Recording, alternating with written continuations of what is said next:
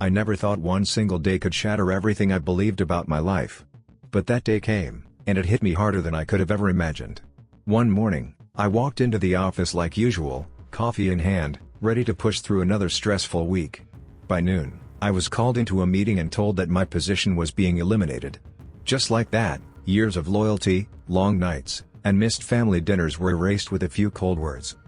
I walked out of that building with a box of my things, my pride crushed, and my mind spinning with panic. How was I supposed to provide for my wife, Emily, and keep our home afloat? I told myself she would understand, that she would support me through this storm. That's what marriage was supposed to be about, right? But when I got home and told her what happened, she didn't even try to hide her disappointment. Her eyes darted away, her voice clipped, like I had just ruined her life too. I brushed it off, thinking it was just shock. But something deep inside me whispered that this was only the beginning of a much bigger nightmare. Was I wrong for expecting my wife to stand by me during my lowest point? Or was she already halfway out the door before I even lost my job? Subscribe and tell me in the comments what you would do if you were in my shoes. And that night, when I reached for her hand in bed, she turned away, and I couldn't shake the feeling that something was breaking between us. Something I couldn't stop. The days after losing my job felt like drowning in slow motion. I was sending out resumes, making calls, doing everything I could to land on my feet. But every rejection email cut deeper. What I didn't expect was how quickly Emily's patience would fade. She started spending more time out with friends, coming home late, sometimes not even bothering to explain where she'd been. At first, I told myself she was just stressed. That maybe she needed space while I figured things out. But then the little comments started, snide remarks about how I was always home. Jokes about me being her house husband. They stung more than I let on. I laughed them off, but deep down, I felt like I was becoming less of a man in her eyes every single day. Bills were piling up, my savings were draining, and I could see the way she looked at me, like I was a burden instead of her partner. I tried to stay strong, to remind myself that this was temporary. But late at night, when she'd roll over and face the wall instead of me, the silence was louder than any word she could have spoken. The worst part? She started dressing up more, doing her makeup for girls' nights, and coming home smelling like expensive cologne that definitely wasn't mine. My gut screamed at me that something was wrong, but I pushed it aside. I wanted to believe she was still mine. But I should have trusted that voice inside me. Because what came next confirmed every fear I had buried deep down. It started with the little things. Emily used to text me all day, even when she was busy at work, funny memes, quick check-ins, random I love you messages. But now? Hours would go by without a single word. When I asked about it, she brushed me off with, "I'm just busy, stop being so needy." I tried not to overthink, but her whole energy had shifted. She guarded her phone like it was a treasure chest. She used to leave it charging in the kitchen overnight, but now it never left her side, not even when she went to the bathroom. And the password I always knew? Changed. Without explanation. One night, I walked into the living room and caught her smiling at her phone. It wasn't the kind of smile you give your husband, it was softer, almost secretive. When she noticed me, she quickly flipped the screen over and asked why I was snooping. Snooping? I had just walked into my own damn living room. The more distant she became, the harder I tried to close the gap. I planned little date nights, cooked her favorite meals, even surprised her with flowers. But instead of gratitude, I got sighs, eye rolls, and, "You don't have to try so hard." That was the moment I realized I wasn't fighting unemployment anymore, I was fighting for my marriage. And deep down, I feared I was losing both battles. Was I being paranoid? Or was my wife already slipping away into someone else's arms? The answer came sooner than I ever expected. And it nearly destroyed me. It was around 2 a.m. when I woke up to the faint glow of Emily's phone lighting up the bedroom. She wasn't beside me. I rubbed my eyes and followed the sound of her voice down the hall. She was in the kitchen, whispering so quietly that I almost thought I was imagining it. At first, I caught only fragments. Laughter. A soft "I miss you too." Then silence, like she was listening to someone on the other end. My chest tightened, and I froze in the dark hallway, every instinct screaming that I shouldn't be hearing this. When she finally hung up, she tiptoed back toward the bedroom. I slipped into bed and pretended to be asleep, my heart pounding so hard I thought it would give me away. She slid under the covers, and for a moment, I almost confronted her right there. But I couldn't. I needed proof. I needed to know I wasn't just going crazy. The next morning, I asked her who she'd been talking to. She didn't even flinch, just said, "It was my mom." She couldn't sleep. But her tone was too smooth, too rehearsed. And the last time I checked, her mom didn't make her giggle like a teenage girl. From that night on, I couldn't unhear those whispers. Every late return home, every guarded glance at her phone, it all added fuel to the fire. I knew something was happening, something bigger than just girls' nights. And then, just a week later, I stumbled upon the text that ripped the truth wide open. It happened on a random Tuesday afternoon. Emily had left her phone charging in the kitchen while she took a shower, something she never did anymore. My heart pounded as I stared at the screen, lit up with a new message. I knew it was wrong to look. But I also knew I couldn't keep living in the dark.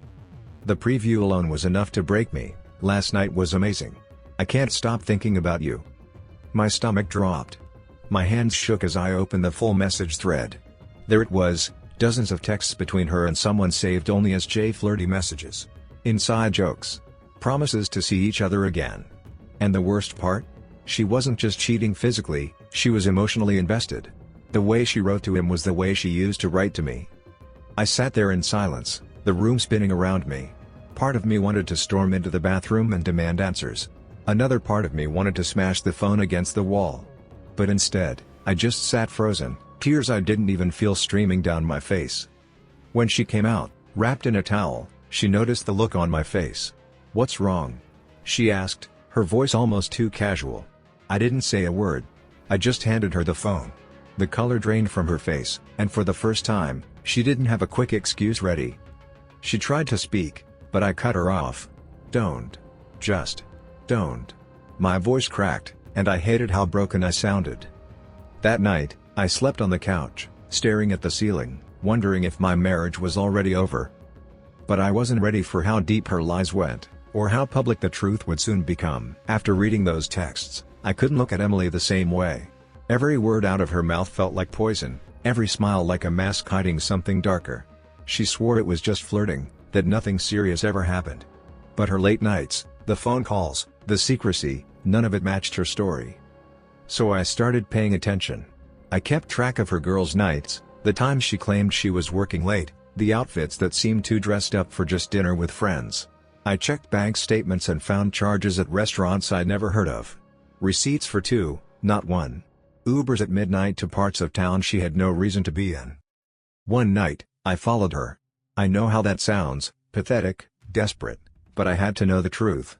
She said she was meeting her friend Katie, but instead, she drove across town and parked outside a fancy Italian restaurant.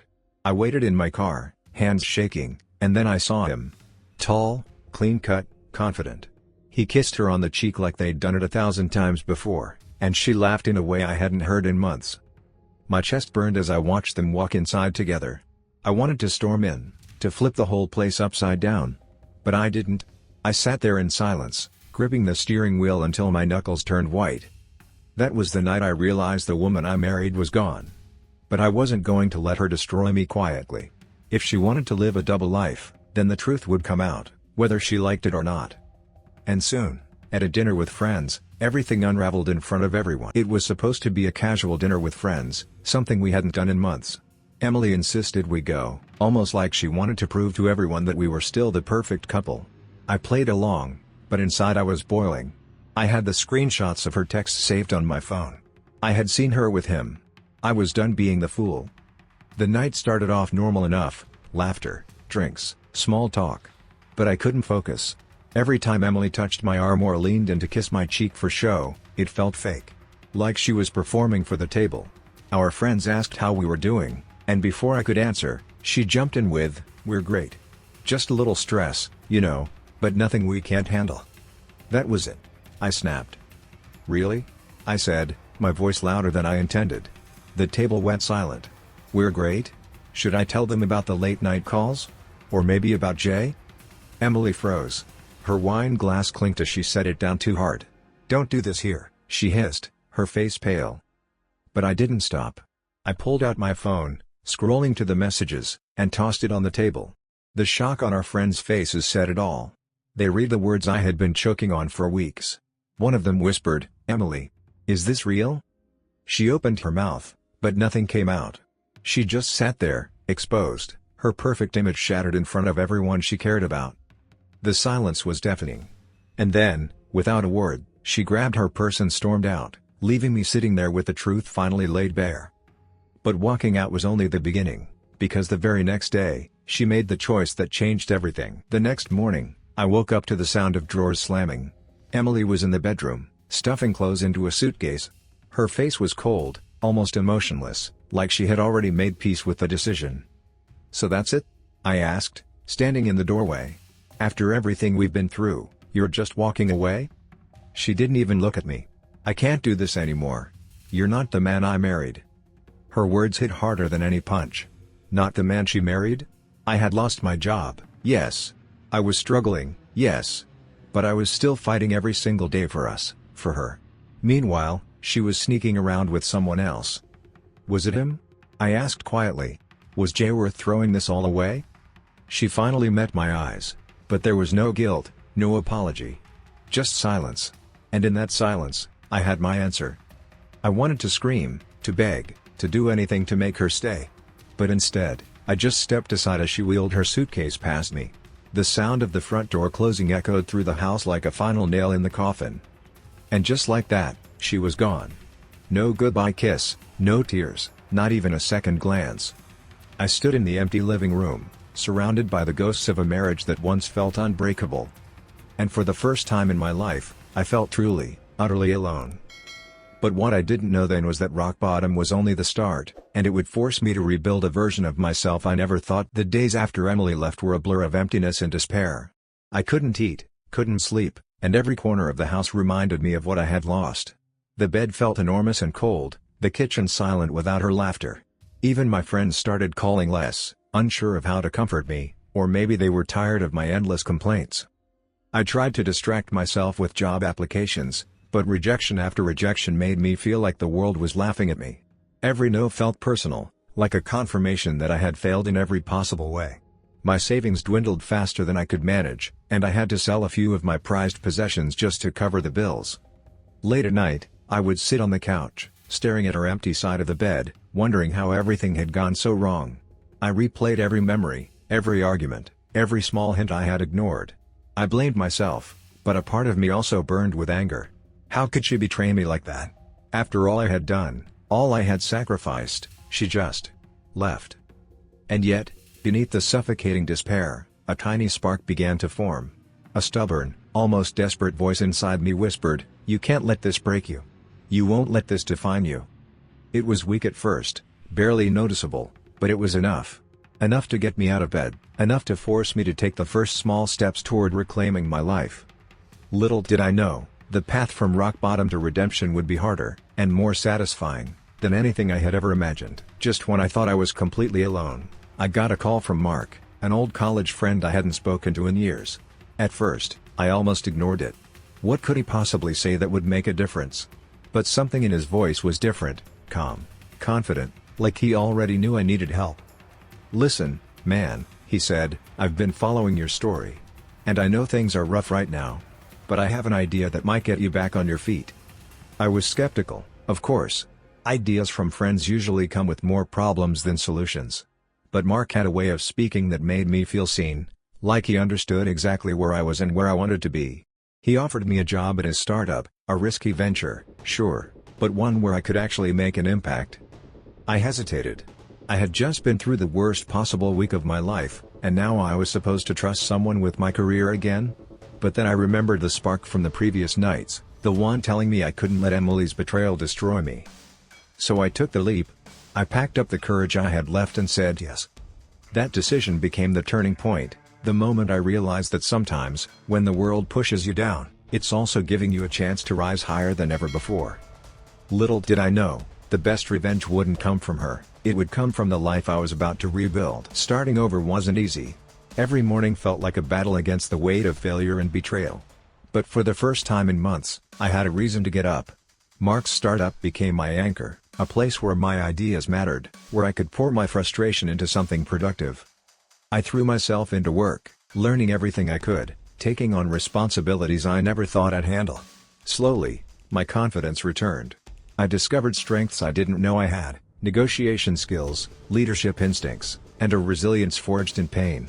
Each small victory, closing a deal, Solving a problem, earning praise, was a brick in the foundation of my new life. Outside of work, I started taking care of myself. Gym sessions replaced lonely nights on the couch. Friends I had neglected came back into my life, and I learned to enjoy their company without the constant shadow of Emily's betrayal hanging over me. I even started traveling a bit, discovering that the world was bigger than the apartment where I had felt trapped in grief. And the more I rebuilt myself, the more I realized something important: her leaving wasn't the end of me. It was the beginning of something better. But just when I thought I could finally move on completely, she appeared again, unexpected, unannounced, and claiming she had changed. It happened on a rainy Thursday afternoon. I was sitting at a cafe, reviewing some work on my laptop, when I felt a tap on my shoulder. I looked up and there she was, Emily. Her hair was damp from the rain, eyes wide and vulnerable, lips slightly trembling. For a moment, I almost felt the old pull, the part of me that remembered the woman I once loved. I made a mistake," she said, her voice soft and hesitant. "I can't stop thinking about you. I was wrong, and I want to come back. Can we try again?" For a split second, I felt anger, sadness, and a flicker of longing all at once. I remembered the late nights, the whispers, the texts, the lies, and the way she walked out without a word. I remembered the nights I cried alone, the fear of losing everything, and the fight it took to rebuild myself. I took a deep breath and looked her straight in the eyes. "You left me," I said slowly. "You chose someone else while I was falling apart. Do you know how much that hurt? Do you even understand what it took for me to get here?" She nodded, tears welling up. "I do. I've realized everything I lost. Please, just give me a chance." I felt my pulse racing. Part of me wanted to forgive her, part of me wanted to yell, to make her feel the weight of her choices. But most of all, I realized that I didn't need her to complete me anymore. Little did she know, the decision I made next would shock her completely, and teach her the consequences of I agreed to meet her at the same restaurant where everything had fallen apart months ago. Not to rekindle anything, but to finally close the chapter with clarity. The moment she walked in, I felt a wave of memories, laughter, love, heartbreak, all colliding at once. "Emily," I said, my voice calm but firm, "we need to talk." She nodded, eyes glistening. "I know I messed up, and I'm sorry." I raised a hand. "Stop. I don't need apologies anymore. I need the truth. Why did you really leave? Why betray me when I needed you most?" She looked down, twisting her hands together. I was scared. I didn't know how to handle your job loss, your stress. I thought I deserved better, someone more stable." I felt anger rising, but I stayed seated. "So you lied. You cheated. You walked out. That's how you handle fear?" At that moment, I realized she hadn't just hurt me, she had underestimated me. I had rebuilt myself, stronger, smarter, and unshakable. "Look," I continued, my voice steady, "I've moved on. I'm building a life without you dragging me down. You had your chance. You lost it." She stared at me, disbelief and regret mixing on her face. Around us, the few diners who had noticed our conversation murmured quietly. For the first time, Emily understood, her games were over. And in that silence, I felt a rush of freedom, a feeling I hadn't known since the day she walked out. As we left the restaurant, I looked at Emily one last time. The woman I once loved was still there in form, but the trust, the bond, and the shared dreams we had built were gone forever. "I want you to understand something," I said, keeping my voice calm but sharp. "Life isn't about taking the easy way out. It's about facing struggles together. You ran, you lied, you betrayed me. And now, you get to live with the choices you made." She opened her mouth to speak, but I shook my head. "No. Don't say anything. I don't need excuses, and I don't need apologies.